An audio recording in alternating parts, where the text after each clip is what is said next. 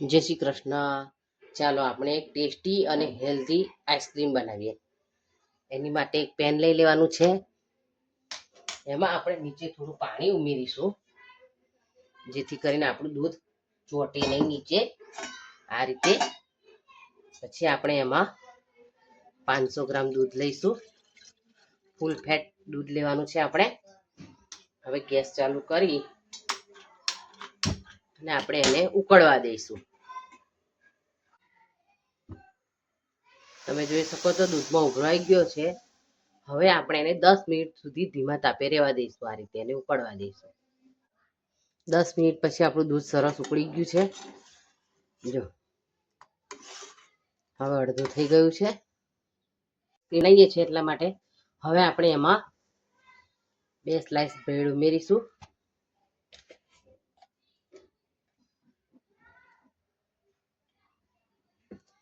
પાંચ ચમચી હળદર ઉમેરીશું. આઈસ્ક્રીમ ખાધા પછી કોઈને ખબર પણ નહીં પડે કે આમાં કેસરના બદલે હળદર ઉમેરેલી છે.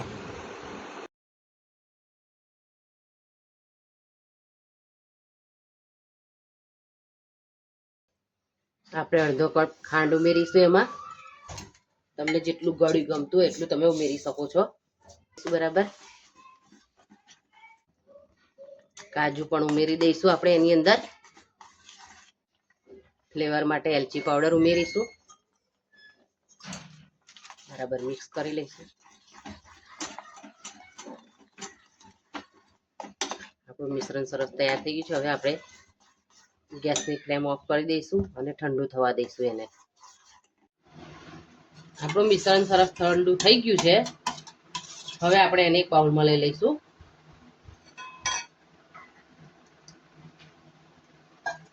હવે આપણે એને ઢાંકીને ફ્રીઝરમાં 1 કલાક માટે સેટ કરવા મૂકીશું.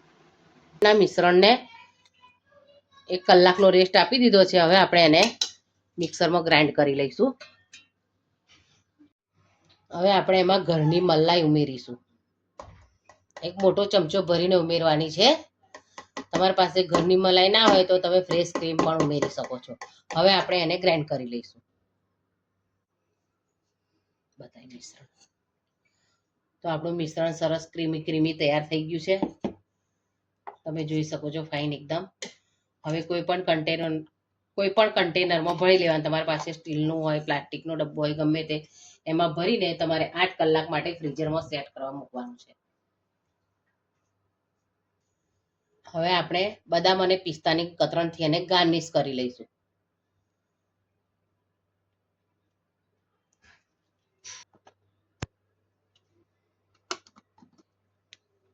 આ રીતે કન્ટેનરમાં ભરીને આપણે ફ્રીઝરમાં 8 કલાક માટે સેટ કરવા આઈસ્ક્રીમમાં મૂકી દઈશું.